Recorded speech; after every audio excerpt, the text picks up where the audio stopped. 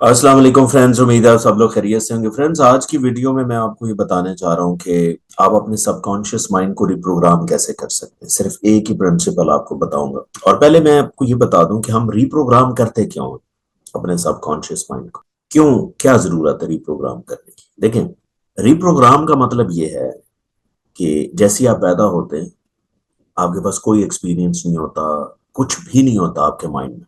आपका ब्रेन होता है, आपका माइंड नहीं होता। ना आप में कोई आदत होती है, ना आपके अंदर कोई बिहेवियर डेवलप होता है। जैसे जैसे आप बड़े होते जाते हैं तो आपका माइंड के अंदर चीजें प्रोग्राम होना शुरू हो जाती हैं। यानी कि अच्छा बोलना, सच बोलना, झूठ बोलना, कोई भी आप चीज सीख रहे हैं ना, तो आपके माइंड में प्रोग्राम हो रहा है। और जब आप बड़े होते हैं तो कुछ चीजें ऐसी प्रोग्राम हो चुकी होती हैं जो सही नहीं होती। यानी कि आपकी कोई आदत ऐसे प्रोग्राम होगी जो आदत अच्छी नहीं है, तो आप उसको रिप्रोग्राम करना चाहते हैं, तो फिर आपको रिप्रोग्रामिंग की जरूरत पड़ेगी।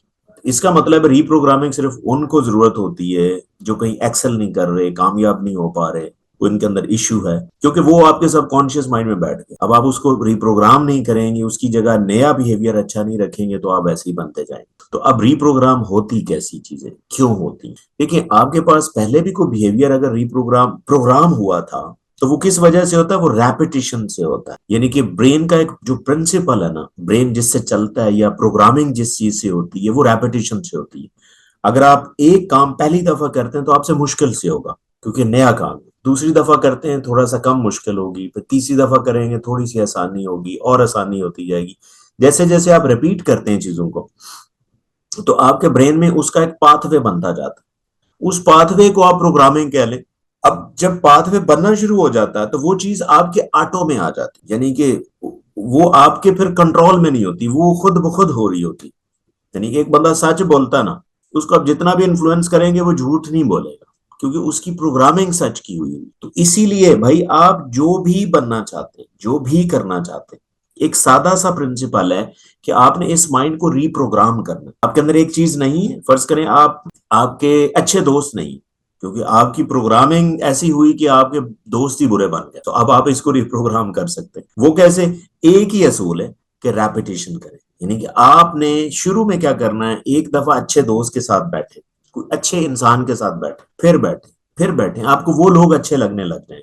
तो एक दफा आप जब बैठेंगे तो आपको शायद जरा मुश्किल हो, क्योंकि ब्रेन जो है ना, ब्रेन की एक आदत है कि वो नई चीज को अच्छा नहीं समझता। वो हर उस चीज को अच्छा समझता है जो पहले रूटीन में हो रही होती। क्योंकि ब्रेन जो है ना आपका, वो पैटर्न को पसंद करता है। पैटर्न को इसलिए पसंद करता है कि जो चीज रूटीन में उसके माइंड में चल रही है वो पैटर्न है, और पैटर्न को वो सेफ्टी समझता है। और जब वो सेफ्टी समझने लग जाता है ना, तो वही उसको सच दिखता है। देखिए, याद रखिएगा, रेपिटेशन में पैटर्न है, एक साइकिल में बना रहा हूं। रेपिटेशन है तो पैटर्न बनेगा, पैटर्न बनेगा तो दिमाग के लिए वो सेफ्टी होगी, क्योंकि दिमाग रूटीन की चीजों को ट्रस्ट करता है, जो रूटीन की चीजें हो रही। और जब दिमाग सेफ्टी मान लेता है ना पैटर्न को, तो सेफ्टी को फर्दर वो सच मानता है। जो सच मानता है तो दिमाग की नेचर, उसको अच्छा लगेगा, वो करने लग जाएगा। तो प्रिंसिपल क्या है?